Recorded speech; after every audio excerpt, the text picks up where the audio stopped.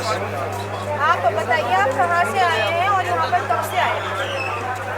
मैं भूपिंदर सिंह, ब्लॉक अध्यक्ष, भारतीय किसान यूनियन टिकैत सरसावा, और मैं पिछली 28 तारीख से यहाँ पर बीच में 1-2 बार घर गया हूँ, मगर उसी दिन से यहाँ पर धरने पर डटे हुए हैं।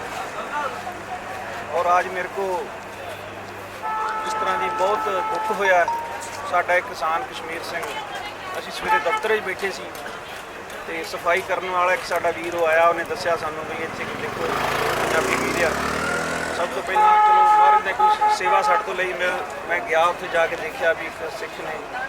ਫਿਰ ਅਸੀਂ ਪੁਲਿਸ ਨੂੰ ਇਨਫੋਰਮ ਕੀਤਾ, ਉੱਥੋਂ ਨੂੰ ਬੁਲਾ ਕੇ, ਤੇ ਚਲੋ ਸਾਨੂੰ ਇਸ ਚੀਜ਼ ਦਾ ਬੜੀ ਦੁੱਖ ਆਇਆ ਹੈ। ਕੱਲ੍ਹ ਵੀ ਇੱਕ ਸਾਡਾ ਕਿਸਾਨ ਜਿਹੜਾ ਸ਼ਹੀਦ ਪਾ ਗਿਆ, ਤੇ ਅਸੀਂ ਉਸ ਪਰਿਵਾਰ ਦੇ ਨਾਲ ਆਪਣੀ ਸੰਵੇदना प्रकट करते हैं।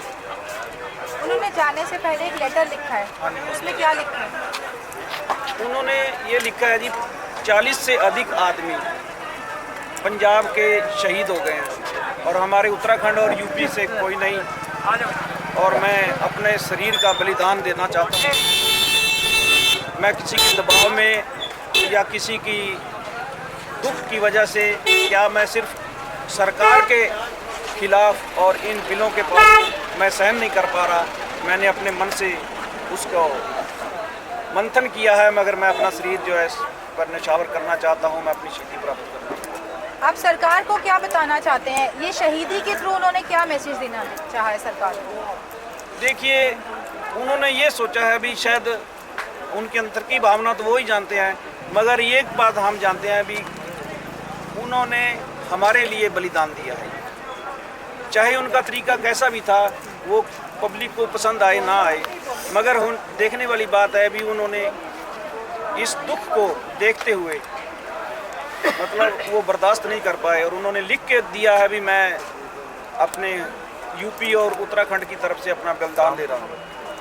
तो उन्होंने ये बताया है कि हर स्टेट से किसान हैं यहाँ पर, हाँ जी, जो अपना बलिदान दे रहे हैं। हाँ जी, हाँ जी, और हम पीछे रह गए। हाँ जी, उन्होंने कहा भी इतने हरियाणा पंजाब से शहीद हो गए, मैं भी अपना जो है ना शरीर इसीलिए निछावर करना चाहता हूँ। अपना बलिदान देना हाँ, तो बहुत बड़ी बात होती है। हाँ, देखिए, मतलब मैं गुरबाणी को मानने वाला आदमी हूँ, वो भी गुरसिख आदमी है।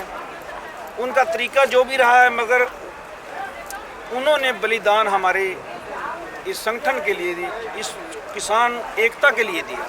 किसानों का दुख वो सहन नहीं कर पाए, जिसलिए उन्होंने ये अपना बलिदान दिया। उनके जाने के बाद किसानों में काफ़ी रोष होगा। बहुत मायूसी है। आज नहीं तो यहाँ पर किसान अपने तरीके से थोड़ा खुशी माहौल में रहते। आज सारा हमारे देखना होगा, आपने भी देखा होगा भी कितने गमगीन लोग घूम रहे हैं, मगर सर्दी की बरसात आपने देखा है, सुबह बरसात भी हो रही थी, मगर किसी ने इस बात की परवाह नहीं की, और ना ही करेंगे जब तक ये कानून वापस नहीं होंगे, तो किसान यहाँ से जाने वाला नहीं। आप कुछ बताना चाहेंगे इन बिल्स के बारे में, या जो अभी तक सरकार के साथ आप लोगों का डिस्कशन हुआ है उसके बारे में? हाँ जी, हाँ जी, पूछिए, क्या पूछना चाहते हैं आप? बेसिकली मुझे 5 पॉइंट्स जानने हैं आपसे, हाँ जी, जो इस बिल में गलत है। हाँ जी, हाँ जी, वो बताइए। देखिए, बातचीत वहाँ पर हुई, बात होने के बाद उन्होंने कह दिया भी हम पराली का मुद्दा और ये बिजली का बिल, जो अभी बिल है, जो कानून नहीं बना, उसको हम वापस कर लेंगे। मेरे ख्याल से उनका ये दिमाग एक शातिर दिमाग है। वो चाहते थे भी 5-4 बिल इकट्ठे कर लेंगे, एक ये भी बना लेंगे, किसानों को कह देंगे आपके 2 माफ़ कर दिए हैं, बाकी का कोई बात नहीं, बाद में कर लेंगे। हमारे साथ बहुत बार हुआ है। मैं 20-22 साल से भारतीय किसान यूनियन टिकैत से जुड़ा हुआ हूँ। अनेकों बार मैंने देखा है, हाँ जी आ जाओ, बात कर लेंगे, कर देंगे, मगर मैं गा गे गी पर विश्वास नहीं करता। जो जहाँ पर गा गे गी लग जाएगा, कर देंगे, कर देंगे, कर दूंगा, कर दूंगी, वो काम होता नहीं। सरकार को ऊपर हमारा बिल्कुल भरोसा उठ गया है। जब तक वो किसान का बिल वापस नहीं लेंगे, हम बिल्कुल भी कतई यहाँ से हिलेंगे नहीं, अपनी जान निछावर कर देंगे। मैं अपने आप को, जैसे बाबा ने तो किया है ना, उनका जो तरीका होगा उन्होंने बरता है, मगर मैं बिल्कुल भी पीछे नहीं हटूंगा, अपने जीवन का बलिदान दे दूंगा। यहाँ सरकार ने जो करना है हमारे ऊपर करनी है, तसद्दुक जिसको बोलते हैं, हमारे ऊपर जो जुल्म करना है कर ले, मगर हम पीछे नहीं हटेंगे, कतई नहीं हटेंगे। आप भी इन्हीं टेंट्स में सोते हैं जो आपके पीछे दिखाए जा रहे हैं? बिल्कुल सोते हैं। मैं ट्रॉली है हमारे पास, ट्रॉली के ऊपर तरपाल लगाई हुई है, उसके बीच में गद्दे रखे हैं, आराम से सोते हैं। हमारे को कोई ठंड नहीं लग रही, हमारे अंदर जोश इतना है। अब मेरे को पसीना आ रहा है ये उसके अंदर, क्यों आ रहा है ये वो मालिक जानता है, बाबा नानक जानता है। आप मैसेज देना चाहेंगे, कोई यूथ को मैसेज जो देना चाहते हैं आप? मैं यूथ को ये मैसेज देना चाहता हूँ, अब जो हमारा धरना प्रदर्शन चल रहा है, मैं अपने बच्चों को, भाइयों को ये कहूँगा जो मेरे से बराबर के भी हैं, जब पहलवान किसी लड़ाई करता है तो एकदम वो जहाँ तो झपटा मार के उसको गिरा लेता है, यदि वो नहीं गिरता तो आप नीचे झुक कर नीचे पड़ा रहता है और दूसरे पहलवान का जोर लगवाता रहता है। अब वो समय है, दूसरे पहलवान का जोर लगवा दो जितना लगता है, जिस दिन उसका हाफ जाएगा तो उसी दिन उसको पटका मार देंगे। आराम से, कहीं झगड़ा नहीं करना, कोई तोड़फोड़ नहीं करनी, कोई अगजनी हुई नहीं ना कोई करता है, ये सरकार खुद करवाती है। तो मैं अपने भाइयों को, अपने बच्चों को यही मैसेज देना चाहता हूँ, बेटा बिल्कुल भी कतई भूल कर भी आप ऐसा काम ना करें। आपको कोई कहे भी तो उसको क्षमा मांग लें, भाई चल ठीक है तू सही है हम गलत है। आपको लगता है कि 4 तारीख को जो वार्ता है उसमें कोई डिसीजन हो जाएगा? देखिए ये आस पे जान जीता है। मैं सोच रहा हूँ हम जाएंगे, उनके साथ वार्ता करेंगे। अगली बात उनके नीयत पर है, उनकी नीति और नीयत में फ़र्क है। वो बिल्कुल साफ दिल के आदमी नहीं है, वो व्यापारियों की सरकार है और व्यापारी आदमी जो है कभी भी वो किसी तरह से भी घुमा के रखता है। और हमारे सीधे साधे किसान हैं, हम ये सीधी भाषा समझते हैं, अभी ये काम कर दिया नहीं कर दिया। यहाँ पर जो 80 साल के किसान हैं वो तो अपनी ज़मीन बचाने आए हैं। हाँ जी। और 70 साल के मोदी जी भी हो गए हैं और अमित शाह भी काफ़ी उम्र के हैं। हाँ जी। उन्हें इस उम्र में क्या ज़रूरत पड़ी थी कि वो इतने सारे बुजुर्ग लोगों का नुकसान करें? देखिए उनके बस में ही कुछ नहीं है। हम किसानों से तो मोदी जी बच जाएंगे, मगर कारपोरेट घराने उसको नहीं बचे छोड़ेंगे। उनकी सरकार भी गिरा देंगे, उसको मरवा भी देंगे। मैं सही बात कहता हूँ, मैं झुकने वाले हम आदमी नहीं है, स्पष्ट बात करते हैं, किसान आदमी है हम। तो चाहे उसका कुछ बिगाड़ लें, क्या बिगाड़ेंगे हम तो आए हैं, पढ़े हैं, तो कितने महीने से पंजाब में वो चल रहा है धरना प्रदर्शन। हम भी यहाँ पिछले 37 दिन से, कितने दिन से यहाँ बैठे हैं, 28 तारीख से आप गिन लीजिए, मेरे को हिसाब भी नहीं आता है। 35 दिन। हाँ 35 दिन हो गए, मगर 37 दिन हो गए, है ना। कुछ पहले है, कुछ 2 दिन बाद में, एक ही इसमें कोई बहस का मुद्दा नहीं। मगर बात ये है, उनके कुछ हाथ में नहीं है। बिल उन्होंने बनाए, फिर उन्होंने कानून बनाए, और उनके जो मॉल है या उनके जो मंडियां हैं या ट्रेनों की पटड़ियां हैं, कब की पहुंच भी गई हैं वहाँ पर। आप किसानी करते हो? हाँ मैं किसान हूँ। कितनी ज़मीन है आपके पास? हमारे पास 30 एकड़ ज़मीन है। अच्छा, आपको अभी तक फसल में नुकसान होता है हर साल? हर साल हो रहा है। 1992 से लेके कभी भी हमारी इतनी हुई नहीं भी। हम उसको कभी कभी आता है रेट, उसको हम बराबर सा करते हैं, अगले साल फिर डाउन हो जाता है। आप मुझे ये बताना चाहेंगे कि पहले फसल कितने की बिकती थी, अब फसल कितने की बिक रही है, और इन बिल्स के बाद उसके क्या रेट्स हो जाएंगे? मैं आपको ये बताता हूँ, बिल्स लागू हो गए हैं जी। लागू होने के बाद जो इन्होंने सीमा से एक तय कही हुई थी कितना हम उसको जमा कर सकते हैं। हमारा आलू, हमने वो आलू 6 रुपये किलो बेचा, अब मार्केट ने वहाँ 50 रुपये का बेचा। तो इतना फ़र्क कहाँ से आया? फ़र्क इसीलिए आया ना, जिस दिन ये बिल जमाखोरी हो गई और वो वहाँ पर इकट्ठा हो गया। इकट्ठा होने के बाद वो उन्होंने बेचा अपनी मर्जी से। अब किसान का आलू आ रहा है, आप रेट का पता कर लीजिए। आपको इस साल कितना नुकसान हुआ? हमारे इसमें क्या नाम है, धान में कम से कम 1 एकड़ में 30 हज़ार रुपये का नुकसान हुआ। तो मोदी जी 2-2 हज़ार दे के कह रहे हैं कि 6 हज़ार देते हैं हम साल में सब्सिडी। तो 2-2 हज़ार हमारा क्या करेंगे? डीजल का रेट इतना बढ़ा के हमारे ऊपर ही लगा दिया। हमारे गन्ने का पिछले साल का पेमेंट रुका हुआ है, उसकी ब्याज इतनी बनती है, 2000 हम उसका क्या खाएंगे, उसको चाटेंगे। किस साल आपने गन्ना दिया था और किस साल से आपका पेमेंट नहीं आया है? पिछले साल का पिछले, और इस साल कोई रेट नहीं लगा रहे। 000। कोई ऐसी फसल है जिसको मतलब कोई ऐसी दुनिया की चीज है जिसके ऊपर कोई रेट ना लिखा जाए? हम किसान हैं, 2 महीने से गन्ना बेच रहे हैं, 0 लिख के और वेट लिख के हमारे को दे देते हैं। मैं आपको ये आपके माध्यम से बताना चाहता हूँ, हमारी यूपी सरकार में हम गन्ना 1.5 महीने से बेच रहे हैं, मगर हमारे गन्ने के ऊपर अभी तक भी रेट नहीं लिखा जा रहा। 0, 3 0 लिखी होती है 4। तो 0 तो किसी भी फसल का रेट नहीं होता। उन्होंने डिक्लेयर ही मोदी नहीं जी किया। की फसल का हो रहा गन्ने का हम बेच रहे हैं, 1.5 महीने से बेच रहे हैं। नवंबर से शुगर मिले 2 महीने हो गए, 2 हाँ 2 महीने तो से ऐसे ही लेके जा रहे हैं आप लोगों से? हम जा रहे हैं वहाँ तुलवा रहे हैं, पर्ची 00 वेट का हम लेके आ रहे हैं अपने घर। मेरे पास थी लेकिन मैं घर छोड़ आया।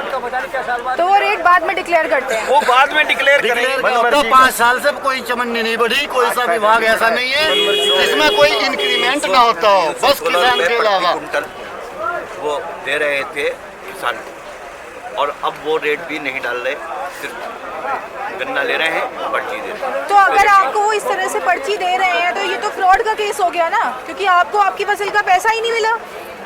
फ्रॉड कौन, मतलब सरकार उनकी, जज उनके, सुप्रीम कोर्ट उनकी, रात की रात वो सुनवाई कर लेते हैं, रात की रात बिल पास कर देते हैं। जिसको छोड़ना है रातों रात छोड़ देते हैं, रातों रात बिल पास कर देते हैं। सुबह पता चलता है अभी क्या नाम आपका नोटबंद 12 बजे से। नोटबंदी का किसी को कोई फायदा हुआ है यहाँ पर? सबको नुकसान हुआ है। अब ये जो काम चल रहा है, आप में BSNL है, BSNL को फेल कर दिया जियो ने फ्री करके, और बाद में से ही हमारी मंडियों को खत्म कर देंगे ये। तो उनका मेन मकसद PSU खत्म करना है? उनका मकसद ये है, 8 साल का पूरे संसार के अंदर डीजल पेट्रोल है। उनको पता है भी केवल और केवल हरियाणा, पंजाब और पश्चिमी उत्तर प्रदेश की ज़मीन जो है वो उपजाऊ ज़मीन है, और उस ज़मीन के ऊपर हम अपना कब्जा कर लेंगे और अपने मन मर्जी का रेट हम बाहरले मुल्कों में बेचेंगे। किसान तो बेच नहीं पाएगा, और जो पहले जमा कर लेंगे, जमा करने के बाद हमारे को तो सिर्फ वो रखेंगे भी रोटी ले लो और अपने जीवन यापन कर लो। बस ये अपनी ज़मीन पे मजदूर बनाने के लिए कोशिश।